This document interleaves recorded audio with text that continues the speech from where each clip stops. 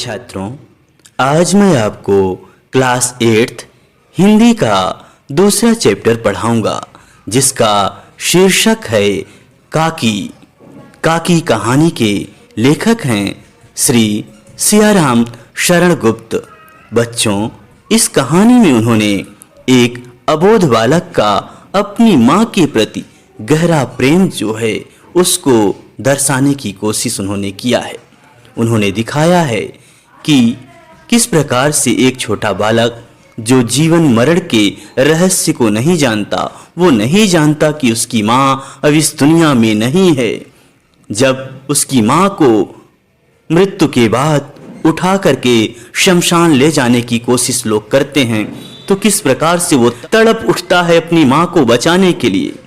इस छोटे से बालक की कहानी को उन्होंने काकी कहानी के माध्यम से आप सबके सामने प्रस्तुत किया है। आइए इस कहानी को सुनते हैं। उस दिन बड़े सवेरे श्यामू की नींद खुली तो उसने देखा घर भर में कोहराम मचा हुआ है।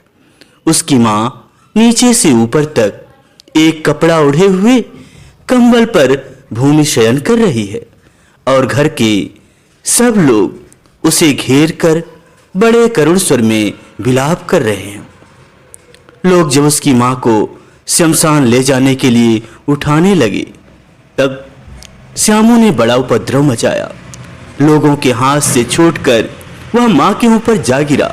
बोला, काकी सो रही है, इसे इस तरह उठाकर कहाँ ले जा रहे हो? मैं इसे ना ले जाने दूंगा। लोगों ने बड़ी कठिनाई से उसे हटाया। काकी के अग्नि संस्कार में भी वह ना जा सका। एक दासी राम राम करके उसे घर पर ही संभाले रही। यद्यपि बुद्धिमान गुरुजनों ने उसे विश्वास दिलाया कि उसकी काकी उसके मामा के यहाँ गई है, परंतु यह बात उससे छिपी न रह सकी कि काकी और कहीं नहीं, ऊपर राम के यहाँ गई है। काकी के लिए कई दिन लगातार रोते रोते उसका रुदन तो धीरे धीरे शांत हो गया, परंतु शोक शांत ना हो सका। वह प्रायः अकेला बैठा बैठा शून्य मन से आकाश की ओर ताका करता। एक दिन उसने ऊपर एक पतंग उड़ती देखी। न जाने क्या सोचकर उसका हृदय एकदम खिल उठा। पिता के पास जाकर बोला, काका मुझे एक पतंग मंगा दो, अभी मंगा दो। पत्नी के मृत्यु के बाद से ही विश्वेश्वर बहुत अनमने से रहते थे। अच्छा मंगा दूंगा कहकर वे उदास भाव से और कहीं चले गए। श्यामू पतंग के लिए बहुत उत्कंठित था। वह अपनी इच्छा को किसी तरह रोक ना सका। एक जगह खूंटी पर विश्वेश्वर का कोट टंगा था। इधर उधर देखकर उसके पास स्टूल सरका कर रखा और ऊपर चढ़कर कोरोट की जेबें टटोली। एक चवन्नी पाकर वह तुरंत वहां से भाग गया। सुखिया दासी का लड़का भोला श्यामू का साथी था। श्यामू ने उसे चवन्नी देकर कहा, अपनी जीजी से कहकर गुपचुप एक पतंग की डोर मंगा दो। देखो अकेले में लाना, कोई जान ना पाए। पतंग आई। एक अंधेरे घर में उसमें डोर बांधी जाने लगी। श्यामू ने धीरे से कहा, भोला किसी से ना कहो तो एक बात कहूं? भोला ने सिर हिलाकर कहा, नहीं किसी से ना कहूंगा।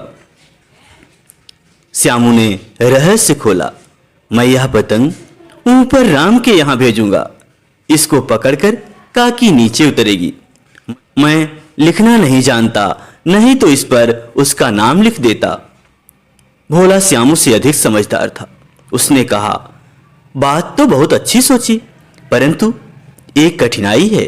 यह डोर पतली है, इसे पकड़कर काकी उतर नहीं सकती। इसके टूट जाने का डर है। पतंग में मोटी रस्सी हो तो सब ठीक हो जाए। श्यामू गंभीर हो गया। मतलब यह बात लाख रुपए की सुझाई गई, परंतु कठिनाई यह थी कि मोटी रस्सी कैसे मंगाई जाए। पास में दाम है नहीं और घर के लोग जो उसकी काकी को बिना दया मया के जला आए हैं, वे उसे इस काम के लिए कुछ देंगे नहीं। उस दिन श्यामू को चिंता के मारे बड़ी रात तक नींद नहीं आई।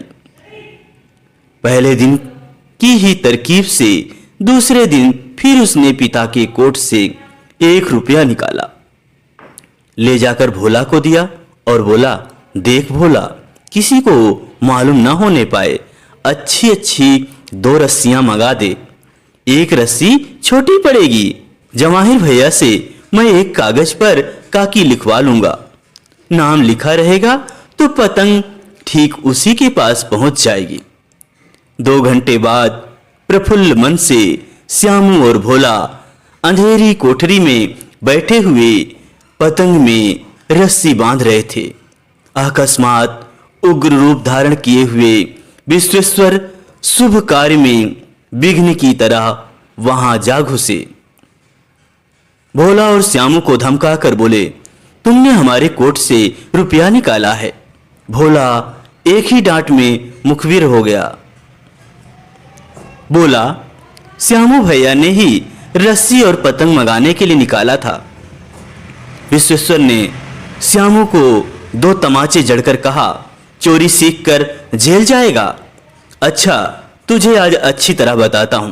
कहकर कई तमाचे जड़े और कान मलने के बाद पतंग फाड़ डाली। अब रस्सियों की ओर देखकर पूछा, ये किसने मंगाई? भोला ने कहा, इन्होंने मंगाई थी।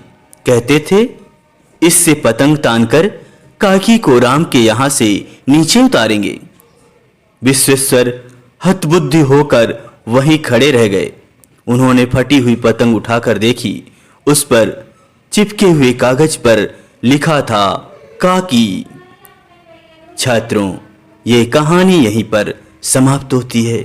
अगर ये कहानी आपको पसंद आई है, आपको अच्छी लगी है, वीडियो को लाइक करें, चैनल को सब्सक्राइब करें और अपने साथियों के बीच में शेयर करें। धन्यवाद।